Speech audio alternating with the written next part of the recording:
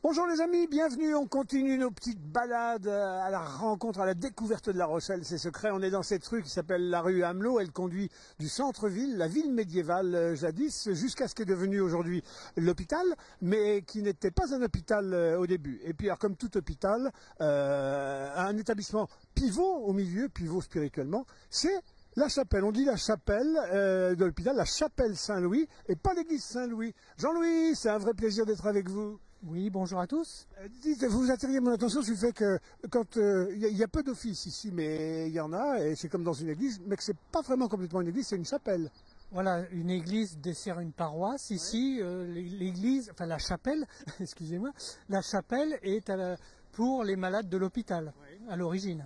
Alors, l'hôpital, ça n'a pas toujours été l'hôpital, c'était même sordide, c'était les abattoirs de La Rochelle. C'était vraiment là, les abattoirs, sous cette église, là, par exemple, peut-on dire? Non, pas du tout. L'abattoir est plus vers le canal Maubec, vers le bassin des Chasses, exactement. Non, non, ici, c'est disons le second hôpital, parce qu'il y a eu un premier hôpital général, suite à une ordonnance de Louis XIV en 1667, qui était à Saint-Éloi.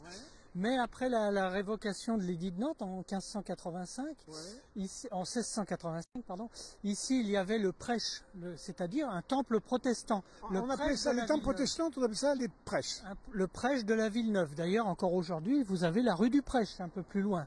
Donc il rappelle la mémoire de ce lieu. Et en 1685, le prêche est détruit et on construit un hôpital, donc pour remplacer l'ancien hôpital du Plessis, de Saint-Éloi. Et donc pour cet hôpital qui est construit à partir de 1686, on construit un peu plus tard, à la fin des travaux à peu près, en 1689, on construit cette chapelle. La chapelle qui va avec. Elle servait aux fonctions de l'hôpital, ou elle avait des fonctions civiles extra-hôpital pour la ville, par exemple? Alors l'hôpital, c'était plutôt un dépôt de mendicité à l'époque.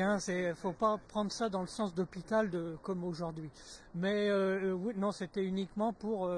Il y avait beaucoup d'ordres religieux dans la ville, même ici il y avait les frères des écoles chrétiennes qui étaient ici, un peu plus loin il y avait les dames blanches, donc il y avait beaucoup. Qui domine ici? C'est les jésuites, non? Alors la façade avec cette forme de, comme on dit, de carène de bateau inversé, c'est vraiment typique du style jésuite. Voilà. Et pour appeler le prêche, sous la rosace vous avez un écusson gravé et qui provient de l'ancien prêche. Voilà. Et donc après l'église, enfin la chapelle, est de style très classique. Donc. Alors, elle joue pas un rôle majeur parce qu'elle n'est pas comme la cathédrale, magnificente, elle n'est pas comme Saint-Sauveur, elle est plus discrète, elle est plus délicate. On pourrait croire qu'elle aurait une fonction de quartier, mais même pas de fonction de quartier, juste intra-hôpital. Alors, c'est ce qu'on va voir aujourd'hui. Apparemment, la fonction de chapelle a largement évolué, même si c'est toujours une chapelle, mais elle attire un grand nombre de fidèles qui viennent du quartier ou d'ailleurs, mais... Alors, c'est une petite église très discrète, elle est pleine d'activités, il y a des tas de gens qui tournent autour de cette église-là, et puis qui l'animent, des concerts, des émissions de télé, etc. Et là, agitation depuis quelques semaines, puisqu'il a fallu modifier l'hôtel. Vous savez que quand le prêtre faisait la messe à l'origine, il était au public, jusqu'au moment où on a décidé qu'il fallait que le prêtre fasse face. Et l'église, et ben voilà, une petite messe qui était en cours. L'église avait décidé,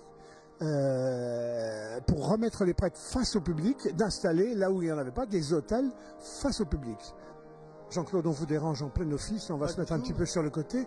Alors, on vient de voir le rôle que cette église joue en même temps que l'hôpital secret. Elle est un peu à part des autres églises, elle a une vie un peu propre, spécifique, c'est pas une paroisse. Complètement. Mais il y a plein de gens qui tournent autour de vous, il y a plein d'activités tout le temps, et là, vous signez encore une belle œuvre, puisqu'on va le voir. Exactement. Alors, la bénédiction n'a pas commencé, donc vous êtes pile à l'heure. L'avantage que l'on a aujourd'hui, c'est qu'on vit un temps exceptionnel. Alors on a connu, bien sûr, la bénédiction et la consécration à Notre-Dame de Paris, mais en France, c'est très rare qu'il y ait un hôtel, puisqu'il y a toujours l'hôtel fixe, l'hôtel depuis Vatican II qui est face au peuple, et là, on a Maxence qui parle avec notre curé, Maxence qui nous a fait, dans son travail de compagnon du devoir, cet hôtel, et c'est un choix personnel. Vraiment, il a voulu valider par ses responsables, et Il est dedans, dans le chœur, et ce chœur qui est magnifique. Hein. Si on le regarde, on a le père de Montfort, puisqu'il y aura les reliques. Le père de Montfort, il a vécu ici. Exactement, il a vécu là. Il a été aumônier de 1711 à 1715. Sa mission, c'était de s'occuper des pauvres à l'époque. Les pauvres étaient mis à l'hôpital parce qu'ils dérangeaient. Lui, il les a accueillis. Et on voit l'hôtel qui a 300 ans, et on voit tous ces tableaux magnifiques, faut pas trop le dire. Parce que pour une chapelle, je veux dire, discrète et modeste, dites, à chaque fois qu'il y a eu malheureusement la guerre, des tableaux étaient cachés dans cette chapelle, et ils sont magnifiques, faut pas trop le dire. Hein. Ils sont magnifiques, et du coup, on voit bien que la chapelle des malades, la chapelle des pauvres, c'est la chapelle qui est une des plus belles. C'est merveilleux de donner aux plus pauvres le plus beau. Et toi, Maxence, tu nous donnes encore quelque chose de magnifique. Alors, juste avant de parler de Maxence, le travail qu'il a fourni ici, qu'il a produit, des vitraux, regardez, on peut pas échapper, il y a des vitraux ici, on a l'impression d'être à Chartres. Presque. Alors, souvent les vitraux, ils expliquent un petit peu toute l'histoire de la foi. Ceux-là, ils sont neutres, un peu comme les chapelles. Les chapelles ont ce côté austère parce qu'il y avait une communauté de sœurs. Et autrefois, il y avait une 50aine de sœurs qui étaient infirmières, médecins partout à l'hôpital. Donc, c'est des vitraux assez discrets mais très beaux. Cette rosace est magnifique. Et Maxence l'a repris dans son hôtel, mais il vous en parlera. Elle est à visiter et elle est peu connue parce que quand on passe dans la rue, en fait, on passe sans s'arrêter. Et alors que finalement, cette chapelle est ouverte tout le temps. Jean-Claude, dans toutes les églises importantes, il y a trace d'un certain nombre de seigneurs qui ont été enterrés sous l'église, d'évêques, etc. Est-ce que c'est le cas pour celle-ci? Exactement. La cathédrale n'était pas construite, et donc elle a été construite en 1742, et là, il y a 3 évêques. Juste sous la caméra, regardez voir les amis, si vous vous tournez avec Antoine. Et les chœurs sont là, mais en fait, il y a la trace Monseigneur de Champflour, Monseigneur de Menou, Monseigneur de Laval, la première fille de la sagesse et puis quelques administrateurs qui ont été enterrés là. Et ça veut dire à quel point cette chapelle était importante et puis c'était surtout des évêques très généreux pour les malades et les pauvres. C'est pour ça qu'ils ont voulu être enterrés dans la chapelle des malades et des pauvres. Maxence, vous faites un beau métier. Vous avez choisi de travailler le bois, d'être menuisier, charpentier et de suivre le cours un petit peu de la vie des compagnons du devoir, des compagnons du Tour de France. Comment vous êtes connecté un jour à cette maison, à cette équipe et à ce projet de réaliser pour la fin de vos travaux d'études ce superbe hôtel? Alors, je suis arrivé à La Rochelle qu'en septembre et j'ai pris contact donc avec la paroisse du Christ Sauveur un peu avant de venir parce que j'avais déjà cette idée en tête afin de réaliser mon chef-d'œuvre, donc le travail en fin d'études, en fin de Tour de France, en fin de cursus. Et donc, étant catholique et charpentier, je m'étais dit que ça pouvait être une bonne idée de réaliser un hôtel afin de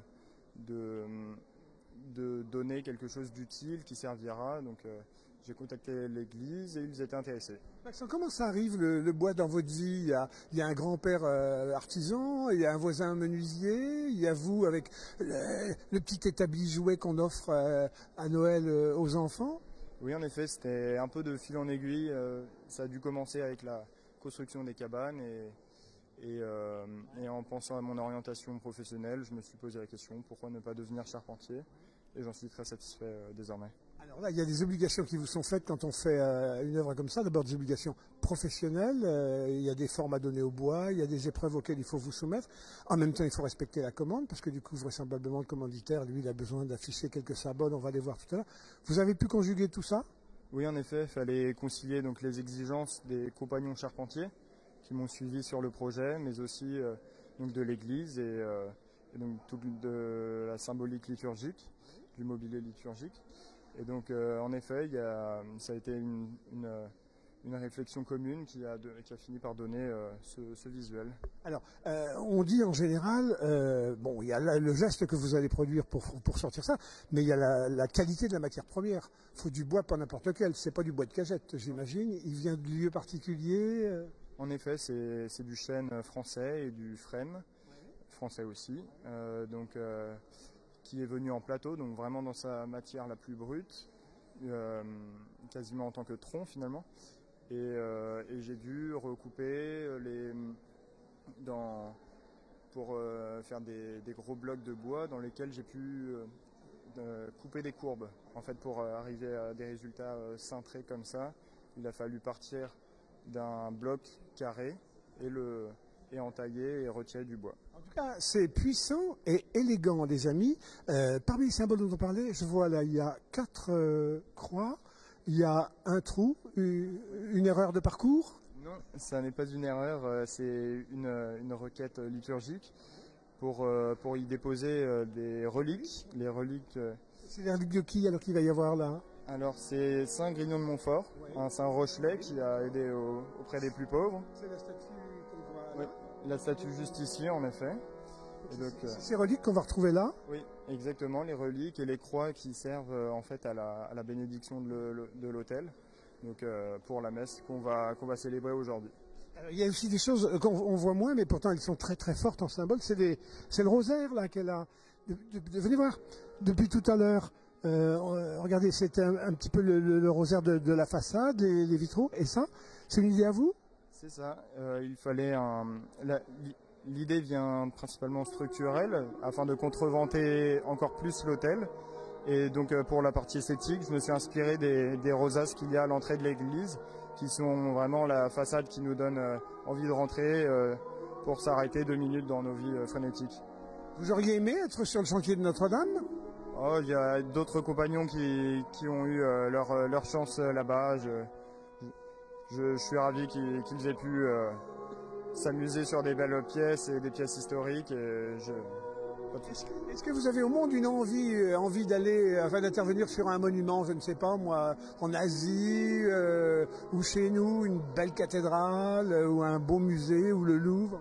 Ah, mes envies sont plutôt modestes, bien exercer mon métier, que ce soit pour de l'individuel ou je cherche pas forcément à bâtir les édifices les plus prestigieux. Maxence, voilà, écoutez, des beaux esprits, des beaux coups de main, et puis je vous souhaite en tout cas une très belle carrière. Vous êtes opérationnel quand dans le métier? Je continue mon tour de France avec les compagnons du devoir encore pendant 3 ans et après je me laisse le temps de réfléchir à ce que je ferai. Les amis, c'est au moins aussi long que dentiste, hein, ces métiers-là. Mais enfin, c'est les métiers du bel art. Voilà. Merci Maxence. Avec plaisir. Voilà les amis, c'est donc la chapelle Saint-Louis. Ça n'est pas une église, c'est une chapelle, mais vous avez vu qu'elle accroche des tas de points liés à l'histoire, qu'en font un petit bijou. Et puis en tout cas, une vie humaine, oh là là, fourmillante. À bientôt les amis sur DLR TV.